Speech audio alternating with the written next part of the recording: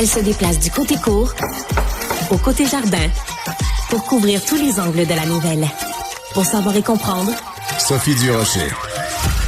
Et que ça bouge dans le monde de la télévision au Québec. Cette semaine, ça a brassé pas mal avec la rentrée, des personnages qui meurent, des émissions qui changent de format, des nouvelles émissions qu'on nous annonce pour l'automne. On va parler de tout ça avec quelqu'un qui est au centre de la tempête du monde de la télé. C'est Fabienne Larouche, productrice. Bonjour Fabienne, comment vas-tu? Ça va bien, ça nous change de la frontière états-unienne, etc. Hein? On a d'autres choses à dire. Tout va bien, Sophie. Voilà, on parlera pas de Trump aujourd'hui. On va parler de stats et on va parler de télé.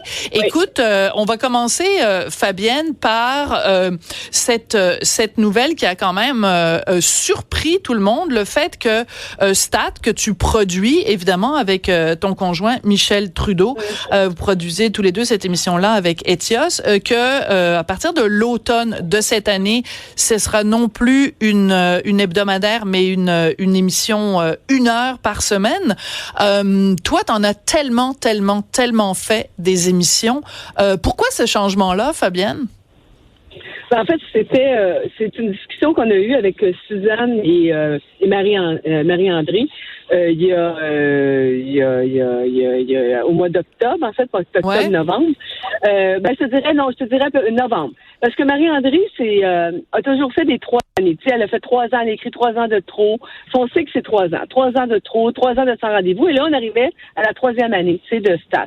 Ouais. Et donc, elle disait, je continue, qu'est-ce qu'on fait? Suzanne Clément, qui est une actrice extraordinaire. Fabuleuse. C'est un électron libre. Elle, tu vas pas l'attacher sur une série pendant 10 ans, là. C'est pas ça. Cette fille-là a trop de talent. Fait que là, on a discuté, puis tu sais, la beauté de la quotidienne, c'est palpitant, c'est excitant, mais il reste que des paramètres très, très serrés à ça, tu sais. C'est-à-dire que t'es 3 jours en studio, t'es 2 jours en location, pas plus que 2-3 locations différentes. Fait que, tu sais, ça restreint. Ça restreint, ça contraint, puis en fait, Sophie, ce qui arrive, c'est qu'à un moment donné, les patients, t'es prends pas à la maison dans leur histoire. T'es prends quand tu arrives en ambulance à l'urgence. T'sais. Fait que, à un moment, j'ai senti, en fait, Marie-André, elle avait envie de pousser ça, ces balises-là. Et donc, pourquoi pas? Parce que, tu sais, il y a quand même eu des précédents, là. 4,5, une demi-heure. Tu sais, bon, alors, puis il est devenu 1 heure, puis ça a super marché. Donc, puis il y avait beaucoup de téléspectateurs qui demandaient aussi pourquoi vous n'en faites pas 1 heure, une demi-heure, c'est pas assez. Bon. Alors, Marie-André avait envie de ça. Et en même temps, Luc, au mois de septembre, ça, c'est un petit peu avant, au mois de septembre, Luc arrive à la maison, puis il nous dit à Michel et moi, hey, j'ai une idée pour une quotidienne. Ouais, ben là, ça tombe donc bien. La dernière fois, t'étais en train de mourir à Francfort. Puis là, quand t'as fini du C-31, puis là, t'as dit que jamais plus tu ferais ça. Mais la quotidienne est intense, est enivrante, est extatique. Tu comprends-tu? Fait que, Sophie, c'est ça. Fait que là, finalement, hier, c'est une belle conférence de presse. M'a dit, j'ai vécu une épiphanie parce que t'avais 4 auteurs qui ont fait de la quotidienne, là. Marie-André Labbé, Viviane, Nadine, elle était sur la première année. Ouais. La première année d'Indéfendable. Puis moi, il y avait quelque chose. Puis 4 auteurs heureux, en forme, pas à moitié mort. Fait que tu te dis, le travail ne tue pas. Donc ça, c'était quelque chose de fort. Oui, vas-y. Mais ce que je trouve beau aussi, c'est que en effet, vous étiez 4 auteurs hier, et ça dit quelque chose aussi parce que tout le monde ne parle que de ces décisions-là de télé au cours des derniers jours, et ça dit quand même que à quel point les Québécois sont attachés à leur série et à quel point les Québécois sont attachés à leur télé. Donc, au moment où, justement, on parle beaucoup, évidemment, de la prépondérance américaine, ça fait quand même du bien de savoir que cette histoire d'amour-là entre les Québécois et leur télé, elle est encore vivante. Et Sophie, ils sont attachés à leur personnage. Parce que cette semaine, on a fait une entrée fracassante à la télé où il y a 2 personnages qui sont morts et qui sont décédés. Et écoute, ça a été... Tu sais, Marie-André, elle a vraiment bien fait son job parce que on est des créateurs d'émotions et Dieu sait qu'il y en a eu cette semaine de l'émotion. Alors ça fonctionne. Puis c'est pas gratuit. Tu sais, il faut écouter la série pour voir que ça aura des répercussions sur plein de gens autour et de situations. Donc, parce que c'est une fille extrêmement talentueuse. Donc c'était toute une semaine, Sophie, en fait. On est vendredi. On va prendre un petit, pas un petit vino, mais un petit jus. Ben oui, tu bois pas de vin, toi. Tu bois pas de vin, tu bois juste du Perrier. Hein? mais c'est intéressant aussi parce que ça a créé une controverse. Hein? On se le cachera pas parce que les deux personnages, les deux comédiens, donc qui jouaient les rôles, se sont exprimés dans les médias. Et Patrick Labbé, il y a une phrase, il y a un mot qu'il a utilisé, Patrick Labbé, pour parler de ce qui était arrivé, le fait que son personnage soit mort. Il a dit que c'était ordinaire. Moi, je trouve que un comédien qui joue dans une émission et qui trouve ordinaire que son personnage meurt, je me dis, est-ce qu'il a vraiment compris c'est quoi le rôle d'un comédien? Parce que t'es constamment assis sur un siège éjectable. On sait qu'il s'est excusé, mais comment t'as vécu ça, toi, toute cette controverse-là? Parce que t'es pas une fan de controverse, Fabienne. Non, je cherche pas ça pour te dire vrai, mais en même temps, tu sais, ça fait quand même plusieurs mois, hein. Ouais. Patrick, il est décédé au mois de novembre, là. Il est pas décédé avant hier, là. Ouais. Tu sais, alors Patrick, c'est quelqu'un avec, bon, tu sais, on a travaillé tellement ensemble. Je t'avoue que j'étais un peu surprise de ça. En fait, il s'est excusé après, donc c'est une maladresse. Moi, j'ai pris ça comme une maladresse. En même temps, tu sais, quand Marie-André a écrit ces scènes-là, écoute, elle était tellement angoissée que Judith, sa blonde, elle m'a téléphoné pour me dire, écoute, Fabienne, je sais pas si ça va s'en sortir. À ce point-là? Nous, on est oui, parce que c'était...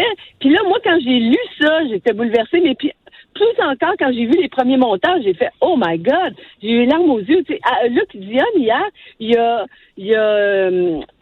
félicité Marie-André, parce que j'ai écouté ça cette semaine, Marie. Il dit, moi, là, j'avais le trémolo, là. Alors, elle a bien fait sa job. Maintenant, est-ce que quand les comédiens reçoivent ça, c'est sûr qu'ils sont déçus, Marie-André. C'est sûr, Sophie. Ouais. C'est comme nous. Tu sais, il fait partie d'un groupe, mais oui, mais ça fait partie de leur travail. Ça veut pas dire qu'ils ont pas des réactions. C'est des humains qui reçoivent ça, mais c'était pas un rejet, bien au contraire, parce que ça, tu sais, parce que ça fait partie de notre job aussi. Comme je te dis, on est des créateurs d'émotions. Quand tu te défais de personnages, plus pour Patrick, je pense que pour Virginie, mais de personnages importants comme ça, c'est ça qui suscite l'émotion chez le téléspectateur. Si tu fais mourir, Sophie, un kidam sur le bord de la rue, personne qui va réagir. Ben oui, tout le monde s'en fout. Tout le monde s'en fout. Ben oui. Mais... Et ça, là, ce que Marie-André jouait, c'est à travers un contexte de travail où on s'entend qu'à l'hôpital, on meurt beaucoup. Nous, là, les médecins, quand il arrive quelque chose comme ça à un des nôtres, qui est si important, comment on réagit? Et laisse-moi dire que dans 2 semaines, parce qu'évidemment, on peut pas être dans un hôpital pour avoir un psychiatre à l'urgence. On a Jean-Philippe Perret qui s'en vient faire le docteur Diamond, qui est un petit peu fraîchier, pas dit en affaires. C'est pas ça qu'il va être moi là par les amis de Philippe. Oh boy! C'est fini cette histoire-là. Jean-Philippe Perret va être très bon pour jouer un petit fraîchier parce qu'on l'a vu dans L'Empereur, il était absolument fabuleux. C'est un très bon choix de comédien. Écoute, donc on va parler aussi de... il y a 2 choses dont je veux absolument te parler. La nouvelle série qui va être en septembre, qui va être une quotidienne, écrite par Nadine Bismuth, script éditeur Luc Dionne. Mais avant d'aller là, je veux absolument qu'on parle aussi de L'Appel. C'est la nouvelle série de Luc Dionne et Illico Plus. On va voir ça au cours des prochaines semaines. Je veux qu'on écoute un petit extrait de la bande-annonce, s'il te plaît. Je demande ça à mon collègue Jean-Philippe. C'est demain que débute le procès de Maurice Mom Boucher. Impossible que ces gars-là aient décidé de tuer des gardiens sans le consentement de Boucher. Ça, c'est clair. Je commence à penser qu'ils sont plus forts que la police. Michel Auger vient de se faire tirer dans le stationnement du Journal de Montréal. Police!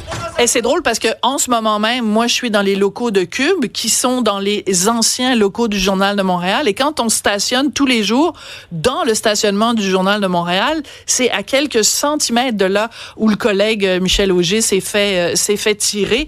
Pourquoi c'est une série qui est importante? Pourquoi on devrait regarder cette série-là, Fabienne? Écoute, d'abord parce que Luc Dionne, c'est un exégète de la police, puis évidemment de ces milieux-là. Donc, il sait de quoi il parle. C'est une histoire vraie, dans le sens où France Charbonneau, tu sais, on cherche des fois des héroïnes, c'en est une. OK, cette fille-là, tu sais, moi, je suis assez courageuse dans la vie, Sophie, mais moi, j'aurais pas été faire le procès, j'aurais pas été procureur dans le procès de Montboucher pour l'envoyer, mais elle l'a envoyé en prison, mourir là, OK? C'est fou, alors, hein? ça, c'est quand même pas... Non, c'est ça. Cette fille-là, cette femme-là, elle existe, et c'est un moment de notre histoire qui est important parce que moi, je pense que c'est un moment... Là, tu vas me dire que c'est un peu chauvin, mais qui est aussi grave que quand les juges se sont fait tirer en Sicile. Absolument. Elle a envoyé croupir et mourir ce gars-là en prison. Elle a eu cette force-là, cette femme-là. Et l'appel, Sophie, c'est le deuxième procès. Voilà, c'est pour ça que ça s'appelle l'appel. Voilà, exactement. Mais c'est important parce qu'en effet, je me souviens plus, il y en a un qui s'appelait Falcone et l'autre, je me souviens plus. C'est deux juges qui s'en sont pris à la mafia en Italie et les deux ont été assassinés. Et quand tu arrives en Sicile à l'aéroport, l'aéroport porte le nom de ces deux juges-là qui sont des hommes extrêmement courageux. Donc, tu as tout à fait raison de souligner le courage immense de Madame Charbonneau. Donc, moi, j'ai très hâte. Et Sophie, à un moment donné, tu sais, moi, France, c'est devenu une amie, tu sais, j'ai vraiment... et j'aime beaucoup. Et je dis, tu sais, il n'y a pas un moment où tu as eu peur, tu sais. Ouais. Elle m'a dit, écoute, Fabienne, oui. Il y a un moment où je me suis regardée dans le miroir, puis OK. Moi, j'ai mené une belle vie. J'ai été... correct toute ma vie, j'ai une belle fille, j'ai un bon mari. Mais s'il faut que ça arrive, ça arrivera. C'est fou. Elle a lâché prise. Incroyable. Oui, sa mère est allée voir sa mère, elle a dit tu vas nous faire tuer. Ils ont été obligés de déménager sa mère. Écoute, c'est quelque chose, là. Elle l'a fait. Sophie, France Charbonneau, c'est une héroïne. Absolument. Et on va voir tout ça dans la série. On va voir tout ça dans la série. J'ai super hâte. Donc, très bientôt sur Illico Plus.